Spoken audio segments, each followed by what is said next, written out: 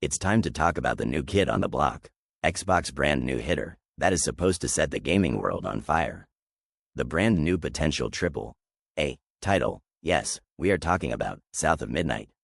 This is somewhat of a very unique yet simple game. It is a good first outing for Xbox, but it is not without its flaws.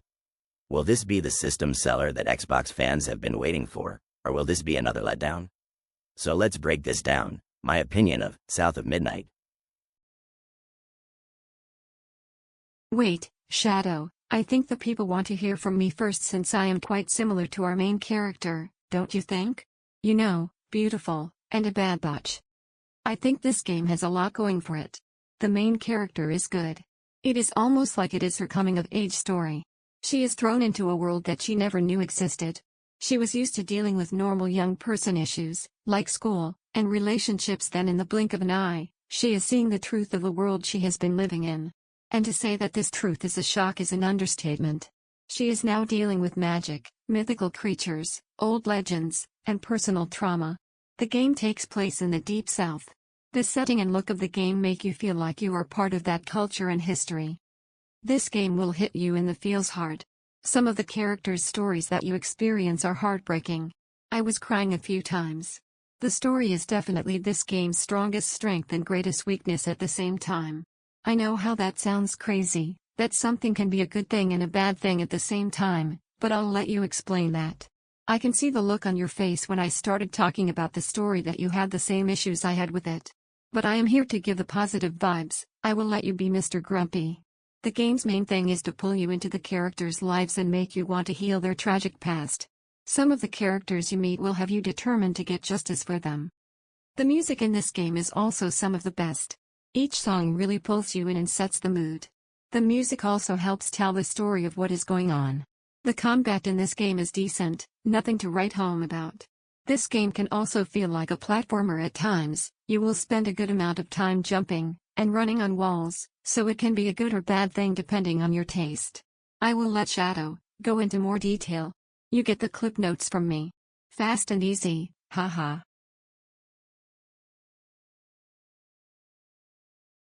Like you said, there is a lot of good stuff this game has to offer. It is set in a world with dark secrets and magic. That will pull you in. There are just a few things that should have been tightened up more. Like how you said the story is both the game's strong and weak points at the same time. Let me explain before everyone in the comments starts saying we sound crazy. The story starts off strong with an emotional event that sets you on your path and lays out your main goal. You go from being a normal girl to being magically empowered and fighting magical creatures, and uncovering hidden secrets about your family and the people of your town. That all sounds good, right?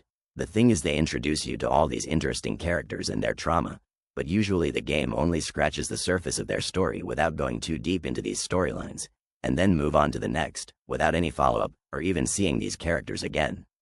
You feel like you're moving from chapter to chapter without any lasting effect. You spend all this time helping these characters heal from past trauma, and you don't even get to see how they turned out after your aid. The story also has a villain problem. You spend a good part of the game thinking this person is the main villain, to only have them introduce another character mid-game as the main threat, then have that character not really be a villain, but actually is trying to stop the true final boss. It's all over the place. It gave me PTSD of Final Fantasy VIII story, haha. But the worst offender of this game is the combat. I am not going to sugarcoat it, the combat is not good. It is bland and very repetitive. Almost every battle you fight will play the same way, with a few boss fights being the exceptions. You have a skill tree for new abilities and buffs, but they really play no real part. Combat is an endless loop of beating a handful of enemies with the same couple of attacks. The good thing is combat doesn't take too long and you won't be during it too often. At its best, the combat in this game feels more like a side chore that you are just in a hurry to get it over with. If I'm being honest, the combat almost feels like filler.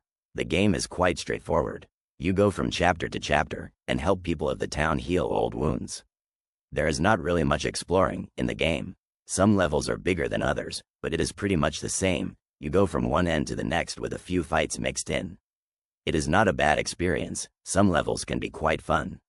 You just won't see anything groundbreaking. It is simple, yet enjoyable. If there is anything that can help you keep going is the music. Like you said, This is one of the game's strongest points. I would even say it's the best part of the game. Every time the game starts to feel like it's about to drag, a new song comes on and pulls you right back in. The music helps keep you emotionally tied to the game and its characters. The game is worth playing just for the soundtrack alone. The backstory and some of the lore that they do go into are excellent. I just wish they would have fleshed the story out a little more. With all that being said, I still think South of Midnight is a good game, flaws and all. There is nothing that is game-breaking, or too bad that will make you want to quit playing. The game may not be perfect, but it's still a good experience. I had a lot of fun. Don't let the few issues this game has stops you from trying it out. It really is a pretty good time. The game has a way of keeping you interested in what you are doing despite a few repetitive moments. You will always want to see what will unfold next. There is always a new mystery about the past to be revealed. This game shows great potential and is an enjoyable experience that everyone should try. Hell, if you have Game Pass, it is free. What do you have to lose? If you played South of Midnight, what do you think about it? Leave a comment with your thoughts. Thanks for watching.